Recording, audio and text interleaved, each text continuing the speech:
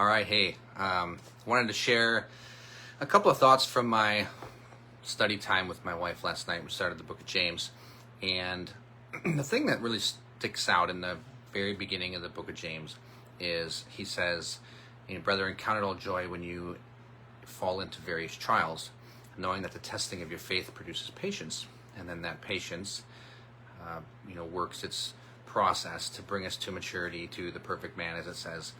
And so the first thing that stands out to me about that is that sometimes trials just happen. And I think back to, my adult life and all the different things and circumstances that have happened and the times that I felt like I was in a trial. And I seemingly always carried the attitude that it was because of something stupid that I did. It must have been a screw up, must have been a mistake. And no doubt I was only in that circumstance because God was disciplining me or, doing something in my life. And although that's sometimes the case, right? Sometimes we are in a predicament because of our own stupid choices, but that's not always the case, right? James says sometimes we fall into trials, right? And so if you've done a little bit of self-reflection and you can acknowledge that, this is just a trial that you fell into because of, God's desire to work in your life and mature you, then we have to ask the question, what is God trying to mature us about, right? What is this trial for? There's a purpose. And what about myself? What about my character? Maybe what about my spiritual habits? What am I supposed to learn? And how is this supposed to develop and grow me?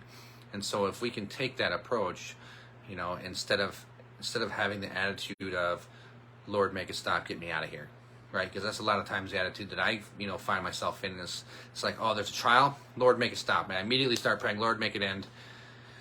But if you think about, if God were to answer that prayer every time, right? If every time I prayed, make it stop, bring it to an end, if God intervened and made it stop, there would be very little, if no growth whatsoever, because I wouldn't be forced to develop that patience that James is talking about, and it wouldn't have that perfect work within me to bring about that maturity and transform my character and my thinking to be more Christ-like. And so really the thinking shouldn't be, how can I get out of it?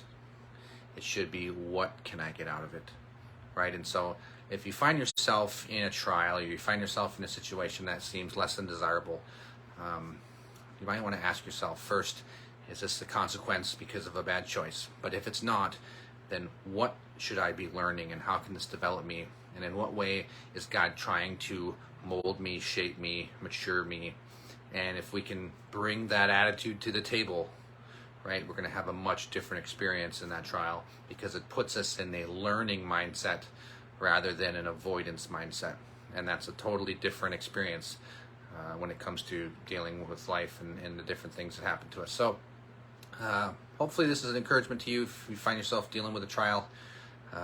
Maybe do a little self-reflection and consider, what attitude are you bringing to bear, and how is that going to affect not just the trial, sometimes the duration of the trial, but also the outcome of the trial. Because if we're going through it, right, if we're in it, it means we're going through it. So if we're going through it, we might as well learn, right? We might as well learn from it and make the reason that it came about come to its fruition. So anyways, hope that helps. Have a great rest of your day.